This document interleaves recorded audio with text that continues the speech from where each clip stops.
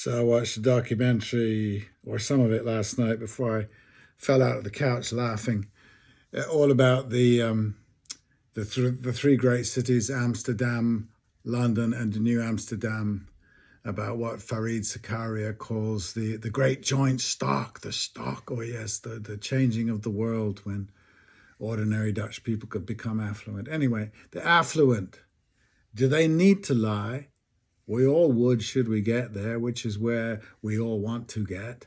Affluence is inequality, otherwise it would have no meaning. It is comfortable, it is enough, should be the cry, but it is not. The affluent Dutch of the 16th century, stockholders in the Dutch East India Company, the story is told with smiles and glowing eyes and prose. Joint stock, cries Fareed Zakaria, untrammeled by the notion that an affluent stockholder creates nothing, picks no cotton, even buys and sells no slave, just waits for the ship to come in, hands and hearts as clean as any Jefferson. The first and the darkest alienation, separation of wealth and work. Do these useless then seek identity in their Rembrandts? Is the girl with the pearl earring the first useless influencer?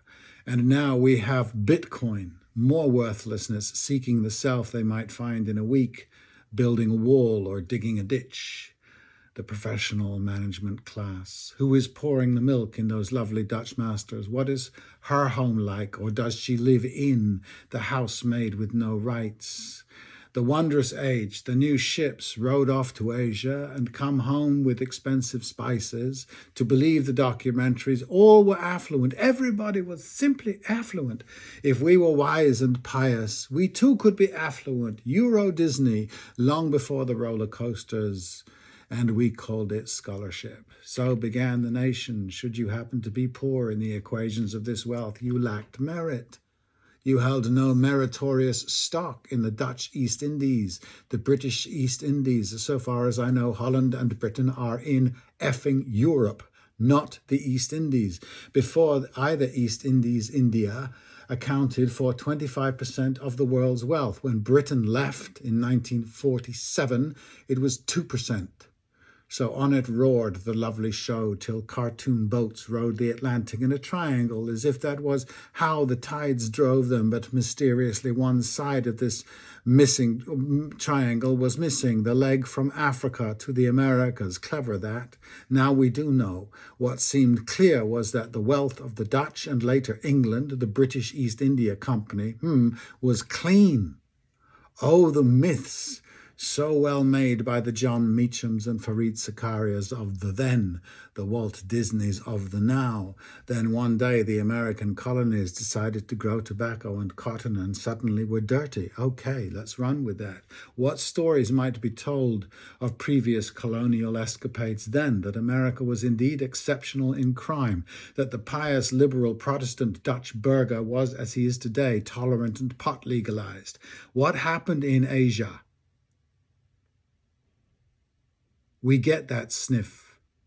Did we just go and buy from emperors who crushed their citizens and wash our hands of that?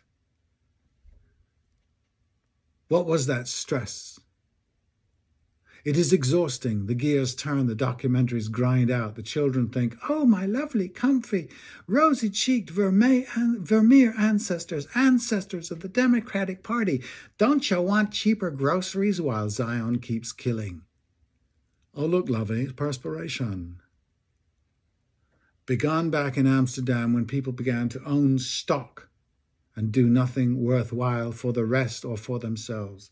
And history ignored the grower of the spices and only thought of who owned them, who bought and who sold them, as today it ignores who builds, putting brick on brick our homes, thinking and saying instead it is the bankers or Trumps that build. I mean, I don't mind laziness, but the delusions of industry are toxic. And then Biden shuts down a transport strike to help Democrats in November. Democrats, they will pay any cost. JFK, that others will pay.